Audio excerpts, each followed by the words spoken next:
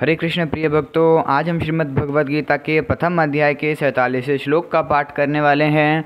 अगर आपने पिछले श्लोक नहीं देखे हैं तो डिस्क्रिप्शन बॉक्स में उनका लिंक है, आप वहां से पिछले श्लोक का वीडियो देख सकते हैं। आइए आज का पाठ प्रारंभ करेंगे। भगवान का ध्यान करते हुए हम भगवान का ध्यान इन मंत्रों के द्वारा करेंगे। आप भी मेरे पीछे बोलने का प्रयत्न करें। ओम श्री परमात्मने नमः। ओम पूर्णमदः पूर्णमिदं पूर्णात् पूर्णमुदच्यते पूर्णस्य पूर्णमादाय पूर्णमेवावशिष्यते। श्रीमद्भगवद्गीता। गजाननं भूतगणादिसेवितं कपितजम्बूफलचारुभक्षणम् उमासुतं शोकविनाशकारकं नमामि विघ्नेश्वरपादकपङ्कजं। ध्यानाभ्यासवशीकृतेन मनसा तन्निर्गुणं निष्क्रियं ज्योतिः किञ्चन योगिनो यदि परं पश्यन्तु ते। अस्माकं तु तदेव लोचन चमत्काराय भूयाच्चिरं कलिन्दी पुलिनोदरे किमपि यन्निल्लं महो धावति यावन्निरञ्जनमयं पुरुषं जरन्तं संचिन्तयामि निखिले जगति स्फुरन्तं तावद्बलात् स्फुरतिहन्त हृदन्तरे मे गोपस्य कोऽपि शिशुरञ्जपुञ्जमञ्जुः न वेद्यां येषां शरणमपि शरण च गुणाः परित्यक्ता लोकैरपि वृजन्युक्ताः श्रुतिजडाः शरण्यं यं ते अपि प्रथितगुणमाश्रित्य सुजना विमुक्तास्तं वन्दे यदुपतिमहं कृष्णममलजं। यस्य श्रीकरुणार्णवस्य करुणालेशेन बालो ध्रुवः स्वेष्टं प्राप्य समारधां समगाद्रङ्कोऽप्यविन्दच्छ्रियम् याता मुक्तिमजामिलाधिपतिताः शैलोऽपि पूज्योऽभवत् तं श्रीमाधवमाश्रित्येष्टदमहं नित्यं शरण्यं भजे। वसुदेवसुतं देवं कंसचारुणमर्दनं देवकी परमानन्दं कृष्णं वन्दे जगद्गुरुं। नारायणं नमस्कृत्य नरं चैव नरोत्तमं देवीं सरस्वतीं व्यासं ततो जयमुदीरयेत्। हरे कृष्ण कृष्ण कृष्ण हरे हरे, हरे राम राम राम हरे हरे। मुझे उम्मीद है आप लोगों ने मेरे साथ बोलने का प्रयत्न किया होगा। आइए आज का श्लोक पढ़ेंगे। पूर्व श्लोक में अर्जुन ने अपनी दलीलों का निर्णय सुना दिया। उसके बाद अर्जुन ने क्या किया, इसको संजय आगे के श्लोकों में बताते हैं। इस श्लोक को संजय जी ने कहा है। संजय उवाच एव मुक्तार्जुन संख्ये रथोपस्थ उपाविशत् विसृज्य सशरं चापं शोकसंविघ्नमानसः। इस श्लोक का शब्दार्थ। संजय बोले, एवं ऐसा उक्त्वा कहकर शोक संविघ्नमानसः शोकाकुल मन वाले अर्जुन सशरम बाण सहित चापम धनुष का विसृज्य त्याग करके संख्ये युद्ध भूमि में रथोपस्थे रथ के मध्य भाग में उपाविशत बैठ गए। अगर आपने अभी तक वीडियो को लाइक नहीं किया तो वीडियो को लाइक कर लें व चैनल को अवश्य से सब्सक्राइब कर लें। आइए इस श्लोक की व्याख्या पढ़ते हैं। एव मुक्तार्जुन संख्ये रथोपस्थ उपाविशत विसृज्य सशरं चापं शोक संविघ्नमानसः। व्याख्या। युद्ध करना संपूर्ण अनर्थों का मूल है। युद्ध करने से यहाँ कुटुंबियों का नाश होगा, परलोक में नरकों की प्राप्ति होगी आदि बातों को युक्ति और प्रमाण से कहकर शोक से अत्यंत व्याकुल मन वाले अर्जुन ने युद्ध न करने का पक्का निर्णय कर लिया। जिस रणभूमि में वे हाथ में धनुष लेकर उत्साह के साथ आए थे। उसी रणभूमि में उन्होंने अपने बाएं हाथ से गांडीव धनुष को और दाएं हाथ से बाण को नीचे रख दिया और स्वयं रथ के मध्य भाग में अर्थात दोनों सेनाओं को देखने के लिए जहाँ पर खड़े थे वहीं पर शोक मुद्रा में बैठ गए। अर्जुन ने ऐसी शोकाकुल अवस्था होने में मुख्य कारण है भगवान का भीष्म और द्रोण के सामने रथ खड़ा करके अर्जुन से कुरुवंशियों को देखने के लिए कहना और उनको देखकर अर्जुन के भीतर छिपे हुए मोह का जागृत होना। मोह के जागृत होने पर अर्जुन कहते हैं कि युद्ध में हमारे कुटुंबी मारे जाएंगे। कुटुंबियों का मरना ही बड़े नुकसान की बात है। दुर्योधन आदि तो लोभ के कारण इस नुकसान की तरफ नहीं देख रहे हैं, परंतु युद्ध से कितनी अनर्थ परंपरा चल पड़ेगी इस तरफ ध्यान देकर हम लोगों को ऐसे पाप से निवृत्त हो ही जाना चाहिए। हम लोग राज्य और सुख के लोभ से कुल का संहार करने के लिए रणभूमि में खड़े हो गए हैं।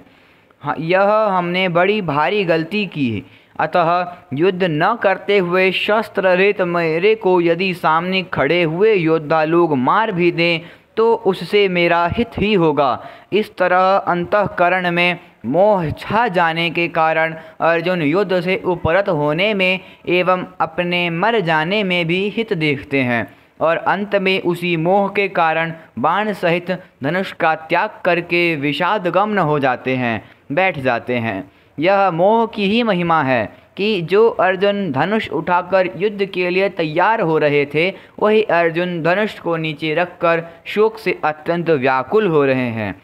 भक्तों, यह श्लोक श्रीमद् भगवद गीता के प्रथम अध्याय के अंतिम श्लोक हैं।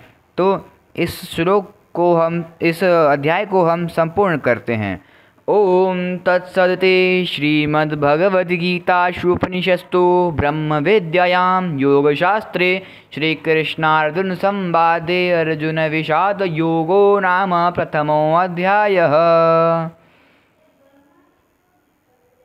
इस प्रकार ओम तत्सत् इन भगवान नामों के उच्चारण पूर्वक ब्रह्म विद्या और योग शास्त्र में श्रीमद् भगवद गीतोपनिषद रूप श्री कृष्ण अर्जुन संवाद में अर्जुन विषाद योग नामक पहला अध्याय पूर्ण हुआ। हरे कृष्ण।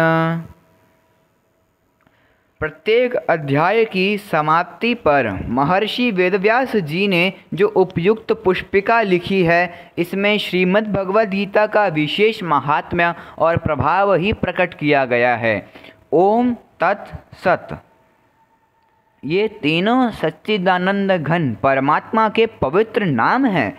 ये मात्र जीवों का कल्याण करने वाले हैं। इनका उच्चारण परमात्मा के सम्मुख करता है और शास्त्र विहित कर्तव्य कर्मों के अंग वैगुण्य को मिटाता है। अतः गीता के अध्याय का पाठ करने में श्लोक, पद और अक्षरों के उच्चारण में जो भूलें हुई हैं उनका परिमार्जन करने के लिए और संसार से संबंध विच्छेद पूर्वक भगवत संबंध की याद आने के लिए प्रत्येक अध्याय के अंत में ओम तत्सत् का उच्चारण किया गया है। महर्षि वेदव्यास जी के द्वारा अध्याय के अंत में ओम के उच्चारण का तात्पर्य है कि मेरी रचना का अंग वैकुट्य मिट जाए। तत् के उच्चारण का तात्पर्य है कि मेरी रचना भगवद प्रीत्यर्थ हो जाए और सत के उच्चारण का तात्पर्य है कि मेरी रचना सत अर्थात अविनाशी फल देने वाली हो जाए। इति बस मेरा यही प्रयोजन है। इसके सिवाय मेरा व्यक्तिगत और कोई प्रयोजन नहीं है। जो श्रीमत अर्थात सर्व शोभा संपन्न है और जिनमें संपूर्ण ऐश्वर्य, धन, यश, श्री, ज्ञान और वैराग्य ये 6 भग नित्य विद्यमान रहते हैं, उन भगवान के मुख से निकली हुई होने के कारण इसको श्रीमद् भगवत कहा गया है।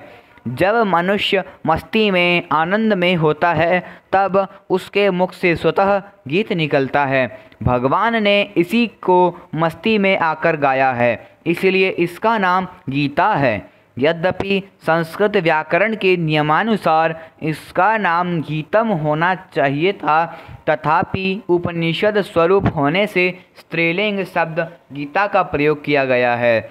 इसमें संपूर्ण उपनिषदों का सार तत्व संग्रहित है और वह स्वयं भी भगवद्वाणी होने से उपनिषद स्वरूप है, इसलिए इसे उपनिषद कहा गया है। वर्ण, आश्रम, संप्रदाय आदि का आग्रह न रखकर प्राणी मात्र का कल्याण करने वाली सर्वश्रेष्ठ विद्या होने के कारण इसका नाम ब्रह्म विद्या है। इस ब्रह्म विद्या स्वरूप गीता में कर्म योग, ज्ञान योग, भक्ति योग, ध्यान योग आदि योग साधनों की शिक्षा दी गई है, जिससे साधक को परमात्मा के साथ अपने नित्य संबंध का अनुभव हो जाए, इसलिए इसे योग शास्त्र कहा गया है। यह साक्षात पुरुषोत्तम भगवान श्री कृष्ण और भक्त प्रवर अर्जुन का संवाद है। अर्जुन ने निसंकोच भाव से बातें पूछी और भगवान ने उत्तरदाय पूर्वक उनका उत्तर दिया है।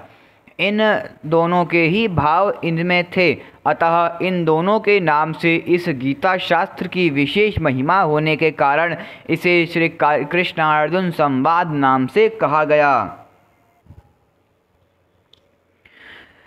इस पहले अध्याय में अर्जुन के विषाद का वर्णन है। यह विषाद भी भगवान अथवा संतों का संग मिल जाने पर संसार से वैराग्य उत्पन्न करके कल्याण करने वाला हो जाता है। यद्यपि दुर्योधन आदि को भी विषाद हुआ है, तथापि उनमें भगवान से विमुखता होने के कारण उनका विषाद योग नहीं हुआ। केवल अर्जुन का विषाद ही भगवान की सम्मुखता के होने के कारण योग अर्थात भगवान के नित्य संबंध का अनुभव कराने वाला हो गया। इसलिए इस अध्याय का नाम अर्जुन विषाद योग रखा गया। प्रत्येक अध्याय के अंत में पुष्पिका देने का तात्पर्य है कि अगर साधक एक अध्याय का भी ठीक तरह से मनन विचार करे तो उस एक ही अध्याय से उसका कल्याण हो जाएगा। परिशिष्ट भाव। गीता की पुष्पिका में ब्रह्म विद्यायाम, योग शास्त्रे और श्री कृष्णार्जुन संवादे ये 3 पद तो एक वचन में आए हैं, पर श्रीमद् भगवद गीतासु और उपनिषत्सु ये 2 पद बहुवचन में आए हैं। इसका तात्पर्य है कि भगवद्वाणी संपूर्ण उपनिषदों में श्रीमद् भगवद गीता भी एक उपनिषद है। इसमें ब्रह्म विद्या, ज्ञान योग, योग शास्त्र, कर्म योग और श्री कृष्णार्जुन संवाद, भक्ति योग ये तीनों आए हैं। गीता में श्री कृष्णार्जुन संवाद का आरंभ और अंत भक्ति में ही हुआ है। आरंभ में अर्जुन किंकर्तव्य विमूढ़ होकर भगवान के शरण होते हैं, शिष्यस्ते शाधि माम त्वाम प्रपन्नम, और अंत में भगवान के द्वारा मामेकम शरणम व्रज पदों से पूर्ण शरणागति की प्रेरणा करके अर्जुन पूर्णतया शरणागत हो जाते हैं। करिष्ये वचनम तव। अर्जुन अपने श्रेय कल्याण का उपाय पूछा था, इसलिए भगवान ने गीता में ज्ञान योग और कर्म योग का भी वर्णन किया है। हरे कृष्ण। अब प्रथम अध्याय के पद, अक्षर और उवाच में आपको बताना चाहूँगा। इस अध्याय में अथ प्रथमो अध्यायः के 3, धृतराष्ट्र उवाच, संजय उवाच आदि पदों के 12, श्लोक के 558 और पुष्पिका के 13 पद हैं। इस प्रकार संपूर्ण पदों का योग 586 है। इस अध्याय में अथ प्रथमो अध्यायः के 7, धृतराष्ट्र उवाच, संजय उवाच आदि 2 पदों के 37, श्लोक के 1504 और पुष्पिका के 48 अक्षर हैं। इस प्रकार संपूर्ण अक्षरों का योग 1596 है। इस अध्याय के सभी श्लोक 32 अक्षरों के हैं। आप चाहें तो सभी श्लोकों के गिन के देख सकते हैं। प्रत्येक श्लोक में सिर्फ 32 अक्षर ही हैं। इस अध्याय में 6 उवाच हैं, 1 धृतराष्ट्र उवाच, 3 संजय उवाच और 2 अर्जुन उवाच। पहले अध्याय में प्रयुक्त छंद। इस अध्याय के 47 श्लोक में से 5वें और 37वें श्लोक के प्रथम चरण में तथा 43 श्लोक के तृतीय चरण में रगण प्रयुक्त होने से र विपुला और 25वें श्लोक के प्रथम चरण में तथा 9वें श्लोक के तृतीय चरण में नगण प्रयुक्त होने से न विपुला संज्ञा वाले छंद हैं। शेष 42 श्लोक ठीक पथ्यावक्त्र अनुष्टुप छंद के लक्षणों से युक्त हैं। हरे कृष्ण। आज का यह वीडियो संपूर्ण हुआ। अब मिलेंगे आपसे अगले अध्याय के प्रथम श्लोक के वीडियो के साथ। तब तक के लिए हरे कृष्ण। अगर आपने अभी तक वीडियो को लाइक नहीं करा तो वीडियो को लाइक कर दे व चैनल को अवश्य सब्सक्राइब कर लें। हरे कृष्ण।